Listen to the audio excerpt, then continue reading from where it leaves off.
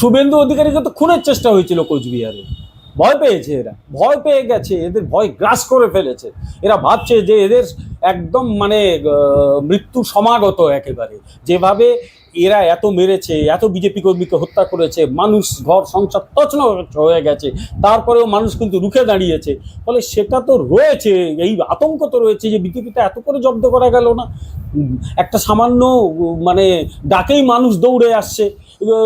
দুদিন আগে অভয়ার বাবা মা ডেকেছিল, কোনো রাজনৈতিক কর্মসূচি নয়, কোন জায়গা থেকে সব মানুষ এসে গেছিল।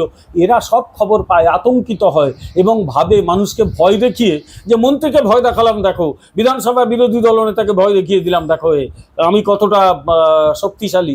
এই শক্তি কিছু নয়, কারণ হিংসা হচ্ছে দুর্বলের অস্ত্র, হিংসা মোটেই সবলের অস্ত্র নয়। এদের আতঙ্ক গ্রাস করে ফেলেছে, এরা ভাবতে শুরু করেছে যে একদিন ক্ষমতা থেকে যাওয়া মানে এদের পরিস্থিতি কি হতে পারে। আর সবচেয়ে বড় কথা, মানুষ এখন প্রস্তুত হয়ে গেছে, বিশেষত যাদের দুধেল গাই বলে তাদের ভোটটা চাইতো, তারা আর এদের দুধেল গাই বলতে চাইছে না। তারাও এখন বলছে তুমি আমাদের জন্য কি করেছো, পরস্পরকে আমরা খুনোখুনি করছি আর আমরা অ্যারেস্ট হচ্ছি, তোমরা এখানে ক্ষমতায় রয়েছো। সেই ভয় তো গ্রাস করছে এদের, যত দিন যাবে সেই ভয় এদের কিন্তু তাড়িয়ে নিয়ে বেড়াবে। আমরা দেখলাম তৃণমূল নেতা একজন পত্র সাহেবের, তিনি একেবারে বিজেপি সাংসদ এবং বিধায়কদের ঘেরাওয়ের হুঁশিয়ারি দিচ্ছেন। পাবলিক ওদের ঘেরাও করবে, ঘেরাও করে কি করতে পারছে কি?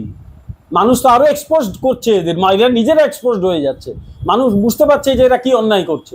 ফলে আরো বেশি এরাই পাবলিকের সামনে ঘেরাও হয়ে যাবে এবং শেষ পর্যন্ত পালানোর পথ পাবে না, তখন পাবলিক তাড়া করবে এদের।